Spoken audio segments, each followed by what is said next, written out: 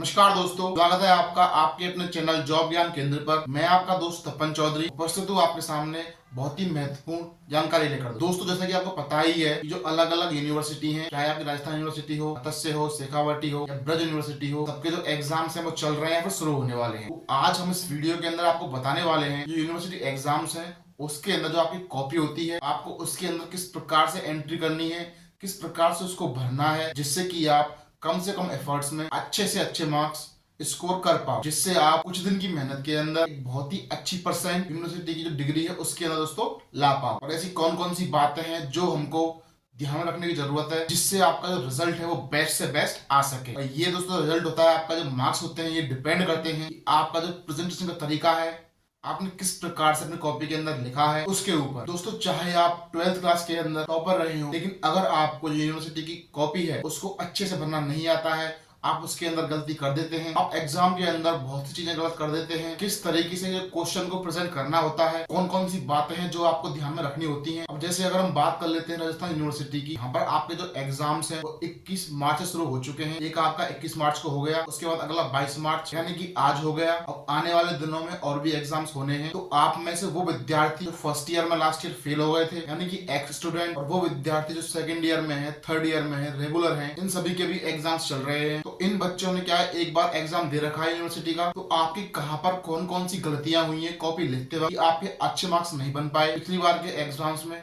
और जिनके बहुत अच्छे नंबर आए उनके लिए बहुत अच्छी बात है। उनको बेहतर से बेहतर और अधिक करने की आवश्यकता है। आप खुद से भी कर सकते हैं या फिर आप इस वीडियो को देखें, इसके माध्यम से भी आपको कोई ना कोई हिंट जरूर मिलेगी, जिससे कि आपके एग्जाम मार्क्स बढ़ जाएंगे। और वीडियो देखने के बाद अगर आपको कुछ अच्छा बेहतर नहीं मिल पाता है, आपको इससे ही बेहतर आता है, तो बहुत अच्छी बात है। तो मैं बोलना चाहूंगा कि आपको तरीके आपके जो सहपाठी हैं, आपके दोस्त हैं, उनको भी बताएं, जिससे उनके भी और अच्छे मार्क्स आ सके, जिससे उनकी परसेंटेज बहुत अच्छी बने। तो चलिए शुरू करते हैं यूनिवर्सिटी एग्जाम को लेकर कि आपको कॉपी में किस प्रकार से लिखना होता है। तो हम बात करते हैं कि आपको एग्जाम के अंदर कॉपी कैसे लिखनी है, उसके अंदर कुछ बेस्ट तरीके जो आपको रखने चाहिए। कॉपी आप कैसे भरें कि आपके हाईएस्ट मार्क्स आए एग्जाम में, कॉपी भरने का जो बेस्ट तरीका है वो क्या रहेगा, और किस प्रकार से आपको लिखना है, वो सब मैं आपको इसके अंदर बताने वाला। कुछ पॉइंट हैं जो मैं आपको बताने वाला हूं, जिसको समझने के बाद 100% आपके कुछ ना कुछ मार्क्स तो बढ़ेंगे। तो बात करते हैं कि आप कोई सा भी एग्जाम दे रहे हो, चाहे आप फर्स्ट ईयर के स्टूडेंट हो, देखो बीए, बीएससी, बीकॉम तीनों के लिए मैं आपको चीजें बताने वाला हूँ। देखिए, जो बीएससी के विद्यार्थी हैं उनके लिए सबसे इंपॉर्टेंट बात मैं पहले आपको बता देता हूँ,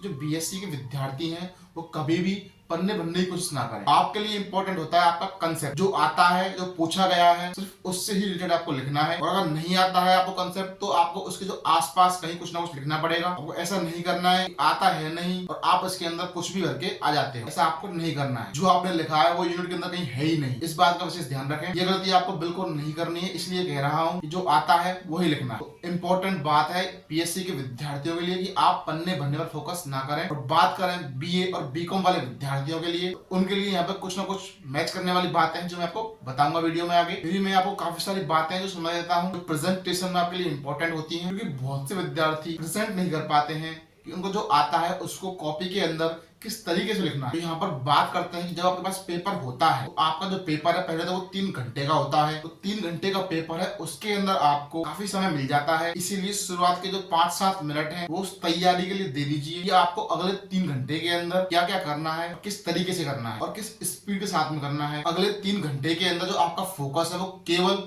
पेपर के ऊपर होना चाहिए जो आपके पास अवेलेबल है। तो सबसे पहले आप क्या करेंगे कि आपको उस पेपर को थॉरोली पढ़ना है, अच्छे से और पूरा पढ़ना है। एक बार पहले ये देखिए कि ऐसे कौन कौन से क्वेश्चन है कि जो आपने पढ़े हुए हैं, उस टॉपिक में से पूछे गए हैं, तो आप पहले उनको टिक कर लीजिए, हल्का सा बिंदी को टिक, जिससे आप उन क्वेश्चनों को अलग कर पाए कि हाँ ये मैंने बहुत अच्छे से पढ़े हुए हैं, मुझे इसका कंसेप्ट अच्छे से आता है। मान लीजिए पेपर के अंदर 10 क्वेश्चन है, जिसमें से आपको 6 ऐसे क्वेश्चन है जो आपको बहुत अच्छे तरीके से आते हैं, तो उनको टिक कर लो कि भाई ये 6 क्वेश्चन है जो मुझे बहुत अच्छे तरीके से आते हैं, इनको मैं कर सकता हूँ बहुत ही अच्छे तरीके से। अब उन 6 आते हुए क्वेश्चन में आपको ये डिसाइड करना है कि इनमें से भी आपको सबसे अच्छे तरीके से कौन से क्वेश्चन आते हैं, जिसको आप बहुत ही अच्छे तरीके से लिख सकते हैं, जिसको आपने बहुत अच्छे तरीके से थॉरोली पढ़ा है, जिसको आप अच्छे से अच्छा प्रेजेंट कर सकते हैं, जिसके अंदर आप मैक्सिमम मार्क्स ला सकते हैं, जिसमें आपको पूरा पूरा यकीन है कि जिसके अंदर अगर मैं लिखूंगा तो उसमें कोई भी गलती नहीं करूंगा। वो सारी चीजें वो सारे क्वेश्चन या वो क्वेश्चन आपको सबसे पहले करना है। जब आप क्वेश्चन को देख रहे हो यार ये वाला क्वेश्चन मुझे आता है, ये वाला क्वेश्चन ही मुझे हल्का सा आता है, ये भी आता है, तो उसी टाइम आप दिमाग में ये प्लान कर लें यार ये क्वेश्चन तो मैंने पढ़ा है, चाहे वो आपने सीरीज से पढ़ा है चाहे आपने बुक से पढ़ा है, तो जो क्वेश्चन आपने पढ़ा है वो ध्यान रखिए वो ऐसे के ऐसे ही सामने आ जाता है कि हाँ ये क्वेश्चन मैंने इस तरीके से पढ़ा था, इसमें ये डेफिनेशन थी, इसमें ये पॉइंट थे, इसके अंदर ये फ्लो चार्ट था और इसके अंदर ये पॉइंट लिखने थे, ये डायग्राम उसके अंदर मुझे बनाना था। तो ठीक वही चीजें आप मान लीजिए आपकी शीट है उसके अंदर आपको लिखनी है, और लिखने से पहले पहले आप एक काम करें, जो आपकी शीट है उसके अंदर यहाँ पर आप हर पन्ने में मार्जिन खींचेंगे। मार्जिन खींचने के बाद क्वेश्चन नंबर डालने के बाद जिस तरीके से आपने वो पढ़ी थी उन चीजों को हूबहू अगर आप याद कर पा रहे हैं तो उस तरीके से आप लिख दीजिए। इसीलिए मैं आपसे कह रहा हूं कि सबसे पहले आपका जो पेपर आपको मिला हुआ है उसको पढ़ने में थोड़ा टाइम दो, 5 मिनट 10 मिनट जितने आपको लग रहे हैं, जिससे आप उसके लिए लिखने के लिए अगले 3 घंटे के लिए एक बहुत ही अच्छी प्लानिंग कर सकें, जिससे आप डिसाइड कर पाओ कि आपको कौन से क्वेश्चन करने हैं। सबसे इंपॉर्टेंट बात यही होती है, जो क्वेश्चन आपको सबसे अच्छा आता है, बहुत अच्छे तरीके से आता है, सबसे पहले आपको वही करना है, सबसे पहले आप उसी को करा करें। शुरुआत के आपकी कॉपी के जो पेज होते हैं वो आपके अगले क्वेश्चंस के लिए एक स्टैंडर्ड बना देते हैं कि ये क्वेश्चन अगर ऐसा किया है तो बाकी क्वेश्चन भी इसने ऐसे ही किए होंगे, क्योंकि आपने सुना होगा, पढ़ा होगा कि first impression is the last impression, यानी कि आपके पहले क्वेश्चन में जो आपका इंप्रेशन कॉपी चेक करने वाले के माइंड में जाएगा वो आपके अगले क्वेश्चंस को भी उसी इंप्रेशन को ध्यान रखते हुए आपको मार्क्स देने वाला है। ये तो था आपका पहला पॉइंट। अब बात करते हैं अगली हम अटेम्प्ट की, यानी कि आपका जो एग्जाम है उसके अंदर कितने क्वेश्चन अटेम्प्ट करने हैं। तो ये बहुत इंपॉर्टेंट चीज है कि आपको क्वेश्चन कोई भी नहीं छोड़ना है, आपको जो आते हैं आपको अटेम्प्ट सारे करने हैं, क्योंकि ये आपके लिए बहुत ही ज्यादा इंपॉर्टेंट होता है। क्योंकि कहीं आप सोचें कि यार ये क्वेश्चन तो मुझे नहीं आता तो मैं छोड़ के आ गया, देखिए जो आप छोड़ के आ गए उसके लिए आपको नंबर तो मिलना है नहीं, लेकिन अगर आपको उसके इर्द गिर्द कुछ भी मालूम है, अगर आप वो लिख के आ जाते हैं तो आपको उसके अंदर कम से कम कुछ तो मिलेगा। इसलिए आपको अटेम्प्ट का विशेष ध्यान रखना है कि आपको जितने मैक्सिमम अटेम्प्ट कर सको वो आपको अटेम्प्ट करने हैं। इसीलिए मैं आपसे कह रहा हूं कि जो क्वेश्चन आपको सबसे अच्छे आते हैं उन क्वेश्चनों को सबसे पहले करें, यानी कि जो क्वेश्चन आपको आते हैं उनको आपको पहले करना है, यानी कि उसके अंदर आपको कोई भी कट वट नहीं लगाना है, आपको बिल्कुल साफ साफ सुथरा अच्छी राइटिंग में लिखना है, उसके अंदर कुछ भी काटा पीटी नहीं होनी चाहिए स्टार्टिंग में उन क्वेश्चन के अंदर। और दूसरी बात, जो आपको नहीं आते हैं उनको लास्ट में करेंगे, थोड़ा लेट करेंगे, उनको करना उसको भी है, इस बात का ध्यान रखिए। अगली बात करें तो जो क्वेश्चन में आपसे पूछा गया है आपको उसी के अकॉर्डिंग जो रिलेवेंट पॉइंट है, जो रेलेवेंट डेफिनेशन है, उसके फायदे, उसके नुकसान, उसके यूज, प्रोस एंड कॉन्स जो भी हैं, तो जो फ्लो चार्ट है, उसका जो डायग्राम है, वो आपको जो क्वेश्चन में पूछा गया है उसी के अकॉर्डिंग लिखें दोस्तों।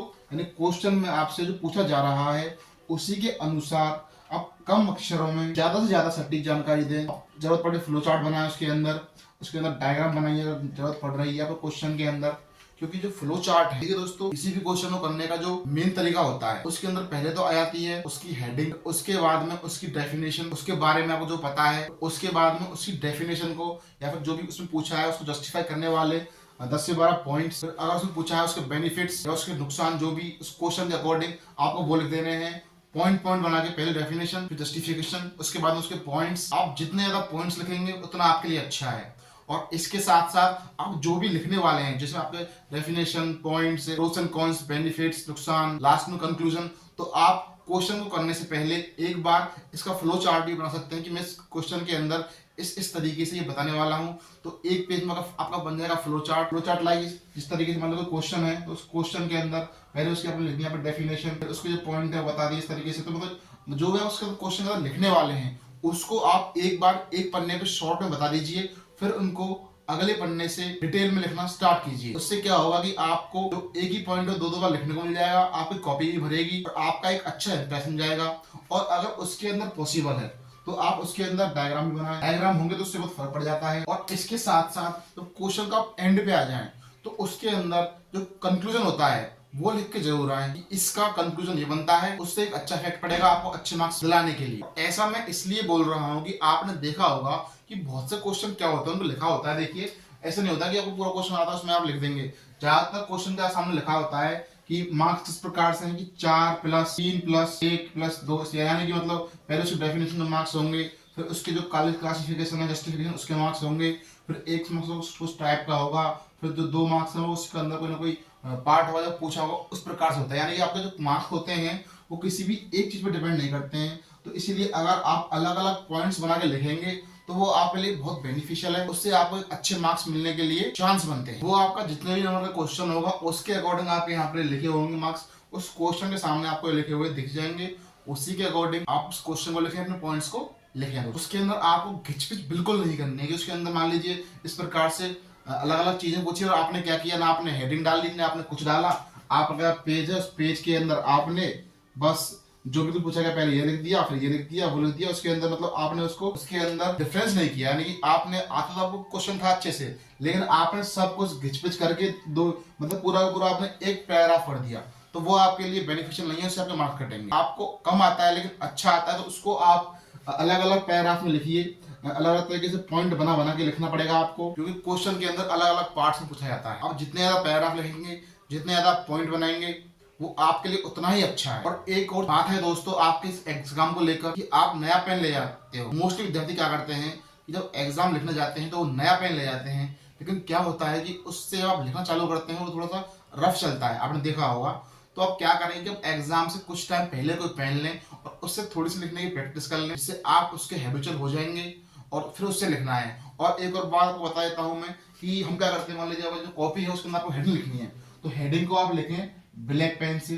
काफी बच्चों को डाउट रहता है कि हमको उसमें कौन कौन से पेन यूज करने हैं, क्या हम रेड पेन यूज कर सकते हैं, क्या हम ग्रीन पेन यूज कर सकते हैं। तो आपके लिए बेस्ट आइडियल है कि जो भी आपको हेडिंग लिखनी है आप हेडिंग लिखें ब्लैक पेन से, उसको अंडरलाइन करें, उसके बाद उसको जो डेफिनेशन है उसके जो बारे में लिखना है वो आप लिखें ब्लू पेन से। फिर आपको उसी के अंदर सब टॉपिक है, अगला टॉपिक स्टार्ट करना है उसको भी आपको ब्लैक पेन से स्टार्ट करना है। टॉपिक लिख दिया सब टॉपिक, फिर उसके बारे में जो लिखना है आपको ब्लू पेन से दोस्तों लिखना पड़ेगा। इससे एक अच्छी प्रेजेंटेबल क्वेश्चन आप बना के दे सको अपनी कॉपी चेक करने वाले को, क्योंकि जब आप इस तरीके से लिखते हैं कि आपकी हेडिंग ब्लैक पेन से है, आपका जो अंदर लिखा हुआ मैटर है वो ब्लू पेन से, तो उससे एक अच्छा इंप्रेशन जाता है। और जो डायग्राम है वो आप पेंसिल से बनाएं, अगर पेंसिल ले जाना भूल गए हैं तो आप उस केस में पेन भी यूज कर सकते हैं। पेन यूज करने पर कोई पाबंदी नहीं है, कोई प्रॉब्लम नहीं है, जब तक आपको अपने ऊपर कॉन्फिडेंस है कि हाँ मैं पेन से भी एक ही बार में बिना मिटाए एक अच्छा डायग्राम बना सकता हूँ, तो आप बिल्कुल पेन से बनाएं, उसमें कोई प्रॉब्लम नहीं है। ये इंपॉर्टेंट चीजें हैं, इनका आपको विशेष ध्यान रखना है अपने एग्जाम के अंदर कॉपी को लिखने से पहले और लिखने के साथ साथ। अब हम बात कर लेते हैं एक और इम्पोर्टेंट चीज के बारे में, जब आप 3 घंटे तक एग्जाम के अंदर अपनी कॉपी को लिख रहे होते हैं, उसके अंदर क्वेश्चंस को उनके आंसर्स को प्रेजेंट कर रहे होते हैं, तो आप प्रेजेंट करने का जो मेथड है, जो जरिया है, जो मीडियम है, वो है आपकी हैंड राइटिंग। यानी कि आपकी जो हैंड राइटिंग है दोस्तों, आपको साफ साफ और अच्छा अच्छा लिखना होता है। वो बहुत ज्यादा डिपेंड करती है आपके मार्क्स पे कि आपके मार्क्स कैसे आएंगे। अगर आपकी हैंड राइटिंग सही है, आपकी हैंड राइटिंग अच्छी है, मोटी मोटी है, तो क्या होता है कॉपी चेक करने वालों को साफ साफ दिखता है, क्योंकि वो भी आप जानते हो कि वो एक कॉपी चेक करता नहीं है, वो बहुत सारी कॉपी चेक करता है। जितनी साफ आपकी हैंड राइटिंग होंगी, जितना अच्छा आप लिखेंगे, उतना ही अच्छा उसके माइंड पे आपकी राइटिंग का प्रभाव पड़ेगा, आपको उतने अच्छे मार्क्स मिलेंगे। इसलिए क्या करना है कि आपके जो शुरुआत के क्वेश्चंस हैं उनको चाहे आप थोड़ा धीरे लिखें, लेकिन उनको आप बहुत ही अच्छे तरीके से, बहुत ही लीनियंट और साफ सफाई के साथ में आपको लिखना है इन क्वेश्चनों को। ऐसा भी नहीं है कि आप एक ही क्वेश्चन को आधे घंटे तक करे जा रहे हैं, इतना भी आपको उसके अंदर नहीं देना है। हाँ, एक ये और विशेष बात है कि जैसे आपके क्वेश्चन होंगे तो आप ये चीजें कर लें जो मोस्टली बच्चे नहीं करते हैं। जैसे मान लीजिए आपके यहाँ पर जो क्वेश्चन है, मान लीजिए आपके 10 क्वेश्चन है, उसके अंदर आपको करने हैं, तो आपके पास 3 घंटे हैं, तो आप ये भी पहले डिसाइड करना है आपको कि जो क्वेश्चन को आपको कर रहे हैं कि आप कौन से क्वेश्चन को, उसके कितने मार्क्स हैं, तो उसके अकॉर्डिंग कि आप मुझे इस क्वेश्चन को इतना टाइम देना है, यानी इतने टाइम के अंदर मुझे लिख देना है। क्योंकि अगर आप एक ही क्वेश्चन पे ज्यादा टाइम लगा देंगे तो क्या होता है, मैं अपने पर्सनल एक्सपीरियंस बता रहा हूँ आपको कि मोस्टली आपको जो आता है, आने के बाद भी आपके पास टाइम नहीं होगा कि आप उसको लिख पाएंगे। जो बच्चे 21 मार्च को एग्जाम दे चुके हैं, जो बच्चे आज यानी 22 मार्च को भी एग्जाम दे चुके हैं, उनको ये बात समझ में आ रही होगी कि यार मुझे क्वेश्चन आता था, लेकिन मैं धीरे धीरे साफ साफ लिखने के चक्कर में, बहुत ही ज्यादा सह सजा के अच्छे से लिखने के चक्कर में मेरा 2 क्वेश्चन रह गया, मेरा 1 क्वेश्चन रह गया, मैं कर ही नहीं पाया।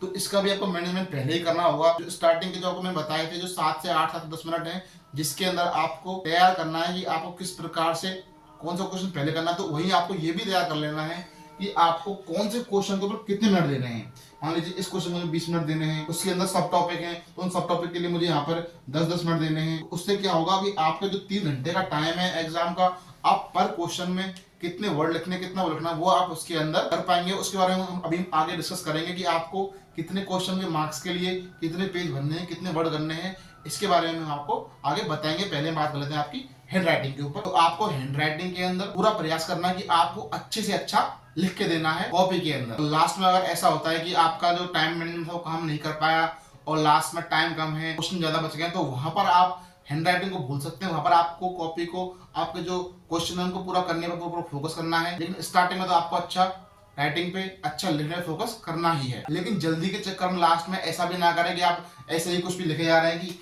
ऐसे भी लिख दिया कि किसी को कुछ समझ में ही नहीं आ रहा है। ये भी आपको बिल्कुल नहीं करना है, इसका भी आपको विशेष ध्यान रखना होगा। हैंड राइटिंग के अंदर ही कुछ एक और पॉइंट, जैसे कि देखिए, मान लीजिए आपने यहाँ पर कोई पेज है, आपका यहाँ पर कोई पेज है, इस पेज के अंदर आपको यहाँ पर हेडिंग लिखनी थी या आपको सब हेडिंग कुछ ना कुछ आपको लिखना था।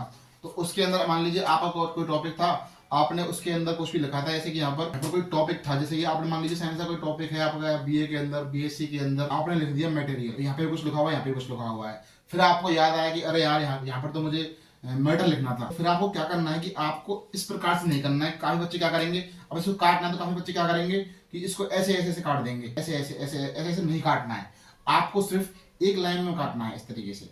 उससे क्या होगा, अगर आप इस तरीके से काटेंगे आप किसी भी चीज को, तो वो जो एग्जामिनर है, चेक करने वाला है, उसकी आंखों में दिखता है वो चीज, यार इस तरीके से किया है। अगर आप ऐसे काटेंगे तो वो इतनी ज्यादा नोटिस नहीं होती है। और आप उस वर्ड को भी सही कर सकते हैं, उसके ऊपर या नीचे आप उस चीज को लिख सकते हैं। तो आप जानते हैं, मान लीजिए कोई पैराग्राफ चल रहा है, जैसे आपने कोई, मान लीजिए कोई पैराग्राफ है तो ये चल रहा है, अब आपको यहाँ पर एक शब्द था आपको लिखना था, जो आप लिख नहीं पाए, तो आप उसको ऐसे भी लिख सकते हैं कि आप यहाँ पर एक इस तरीके से एरो बना दीजिए, तो उस चीज को ऊपर लिख दीजिए, या फिर आप ऊपर एक एरो बना दीजिए और उसको आप यहाँ पर भी लिख सकते हैं उस वर्ड को।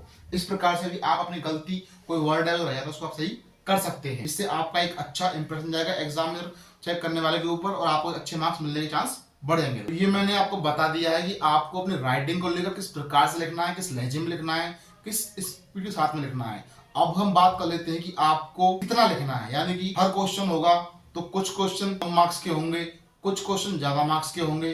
तो आपको कौन से क्वेश्चन के ऊपर कितना टाइम देना है, आपको कितने वर्ड्स, कितने पेज, किस क्वेश्चन के अकॉर्डिंग, कितने मार्क्स के अकॉर्डिंग आपको लिखने हैं, अब हम उसके बारे में बात कर लेते हैं। क्योंकि दोस्तों देखिए, हम इसके बारे में बात कर चुके हैं कि आपको साफ लिखना है, आपको सारे क्वेश्चन अटेम्प्ट करने को आपको मैं बता चुका हूँ, क्वेश्चन किस प्रकार से लिखना है वो भी मैंने आपको समझा दिया है।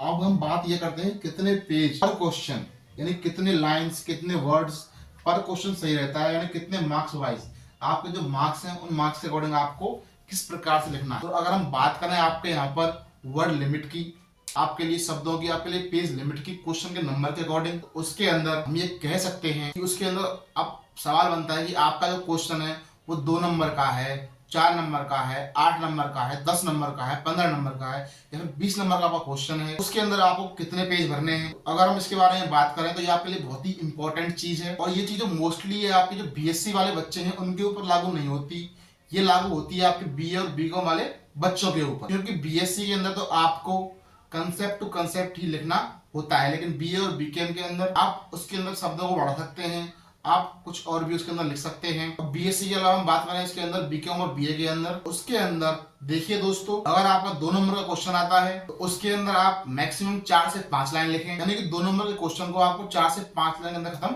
कर देना है। अगर आपका क्वेश्चन 3 या फिर 4 नंबर का आता है तो आप उसको 1 पेज तक लिख सकते हैं। यानी दोस्तों, अगर आपका क्वेश्चन 3 से 4 नंबर का है तो आपको उसको मैक्सिमम 1 पेज देना है, उससे ज्यादा नहीं देना है, जिससे आपको अच्छे मार्क्स मिल पाएंगे। अगर आपका क्वेश्चन दोस्तों 5 नंबर का आता है तो आप ये मान के चलिए कि आपको उसके अंदर लगभग 1.5 पेज भरना है, उससे ज्यादा आपको नहीं भरना है। और अगर आपका मन है तो 1.5 से ज्यादा आप उसके ऊपर 1.5 से 2 पेज तक कर सकते हैं, यानी कि 1.5 से 2 पेज, उससे ऊपर आपको नहीं जाना है। 5 नंबर के क्वेश्चन के लिए आपको 1.5 से 2 पेज तक ही भरना है। अब हम बात कर लेंगे कुछ क्वेश्चन आपका 15 या 20 नंबर का आता है, यानी कि अगर क्वेश्चन आपका 15 या 20 नंबर तक का आता है तो उसके अंदर आपको क्या करना है, उसके अंदर आपको कितने पेज भरने हैं। तो उसके अंदर देखिए दोस्तों, लगभग 5 पेज भरे। अब मैंने दोस्तों आपके यहाँ पर जो पेज लिखे हैं, यहाँ पर 4 से 5 लाइन, 1 पेज, 1.5 पेज या 5 पेज। तो 5 पेज का मतलब क्या है, काफी बच्चों को इसमें भी डाउट रहता है। जैसे मान लीजिए आपका 1 पेज है तो काफी बच्चे सोचेंगे कि ये 1 पेज हो गया, इसको मैंने इस साइड से भर दिया और मैंने इसको इस साइड से भर दिया, तो क्या ऐसे 5 पेज भरने हैं? तो इसका मतलब ये बिल्कुल भी नहीं है। यहाँ पर 5 पेज का मतलब जैसे आपका 1 पेज है तो आपके इस 1 पेज के अंदर दोस्तों देखिए, ये तो आपकी हो गई एक साइड, ये आपकी हो गई सेकंड साइड, यानी कि 1 पेज के अंदर आपके इस तरीके से एक पन्ने के अंदर 2 पेज बन जाते हैं, एक और ये आपका दोस्तों 2। तो इस तरीके से 3 4 5 आपको ऐसे 5 पेज दोस्तों भरने हैं। 1 2 3 4 5 इस तरीके से आपको जो आपका क्वेश्चन 15 या 20 नंबर का है उसको आपको इस तरीके से भरना है कि आप अच्छा भी लिखें, जितना जरूरत है उतना लिखें और टाइम से लिखें और आप सारे क्वेश्चन कर पाए टाइम पर। इससे आपको मैक्सिमम से मैक्सिमम अच्छे से अच्छे मार्क्स आपको यूनिवर्सिटी एग्जाम के अंदर मिल पाए। यानी कि आपका जो ये 5 पेज है ये आपका ये मतलब मैक्सिमम है, ये आपका है मिनिमम, यानी कि इतने तो कम से कम आपको भरने हैं। और उसके अलावा अगर आपके पास टाइम है तो आप इससे ज्यादा भी भर सकते हैं क्योंकि आपका टॉपिक बड़ा होगा। क्योंकि देखिए दोस्तों, अगर वो क्वेश्चन 15 या 20 नंबर का है उसका मतलब वो बड़ा क्वेश्चन है, उसमें मिनिमम को 5 पेज तो भरने ही है। अगर आपको आपका मैटर उसके अंदर नहीं आ रहा है तो आप इससे ज्यादा पेज भी भर सकते हैं। जैसे अगर आपको मैं अपना पर्सनल एक्सपीरियंस बताऊं, जब मैंने यूनिवर्सिटी के एग्जाम दिए थे तो मैं तो सारे क्वेश्चन करने के बाद में जो लास्ट पेज होता है व्हाइट पेज जिसके ऊपर आपकी इस साइड में एंट्रीज होती हैं, मैं तो उसके ऊपर भी लिख के आया था, मैंने तो उसको भी नहीं छोड़ा था। ये आपके ऊपर है कि आपको नहीं छोड़ना है, आपको पूरा का पूरा भर के दोस्तों आना है। और इस तरीके से आप अपने पेज का, अपने पैराग्राफ, अपने लाइन का डिसाइड करें कि इतने मार्क्स के अकॉर्डिंग आप इतना तो कम से कम लिखें। ये छोटे वाले हैं तो आपको मैक्सिमम 4 से 5 लाइन लिखें, इसके लिए आप 1 पेज तक लिखें। और जो यहाँ पर 15 से 20 नंबर है इसके लिए आपको मिनिमम 5 पेज तो भरने ही है। उसके अलावा आप कितने भी भर सकते हो अगर आपके पास टाइम है, आप करने में उसको सक्षम हो तो। देखिए आपको अच्छी तरीके से लिखना है, बेहतर अच्छी से राइटिंग में लिखना है, जो एफिशिएंट है वही आपको लिखना है। आपको पॉइंट्स बना बना के लिखना है। आप एक क्वेश्चन को जितने ज्यादा पैराग्राफ में बांट सकते हो उतना आपके लिए बेनिफिशियल है। आपको फ्लो चार्ट, आपके डायग्राम, आपको सब कुछ करना है। इस तरीके से आप कम लिखने के बाद भी अच्छे से अच्छे मार्क्स दोस्तों कर पाएंगे, आप ले पाएंगे। आपने काफी दोस्तों को सुना हो, वो लोग बोलते हैं मैं तो बस 15-20 पेज भर के आया था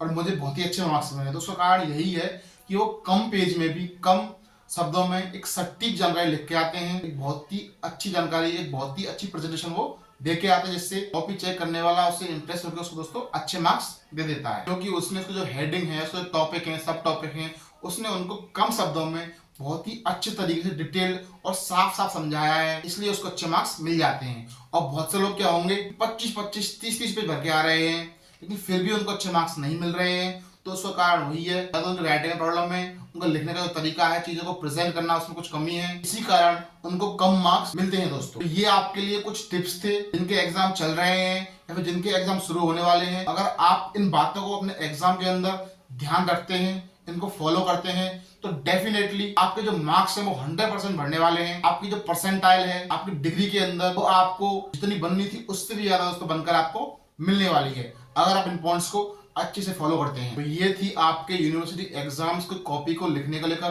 प्रेजेंट करने को लेकर, अच्छे मार्क्स लेने को लेकर संपूर्ण जानकारी। और आप में से बहुत से लोग ऐसे भी होंगे जो ऑलरेडी इन चीजों को अप्लाई कर रहे होंगे और वो सेकेंड ईयर में है या फिर वो थर्ड ईयर में है, उनके अच्छे मार्क्स आ रहे हैं। तो कृपया कमेंट कर जरूर बताएं कि हाँ मैंने ये चीजें ट्राई की थी और मेरे अच्छे मार्क्स आए हैं, इससे औरों को भी कॉन्फिडेंस मिले। और इसके अलावा अगर आप कुछ और पूछना चाहते हैं तो आप पूछ सकते हैं। दोस्तों वीडियो में यहाँ तक बने रहने के लिए आपका बहुत बहुत धन्यवाद। मिलते हैं किसी और वीडियो में किसी और टॉपिक या अपडेट के साथ। तब तक के लिए जय हिंद, जय भारत, राम राम। आपका दिन शुभ हो।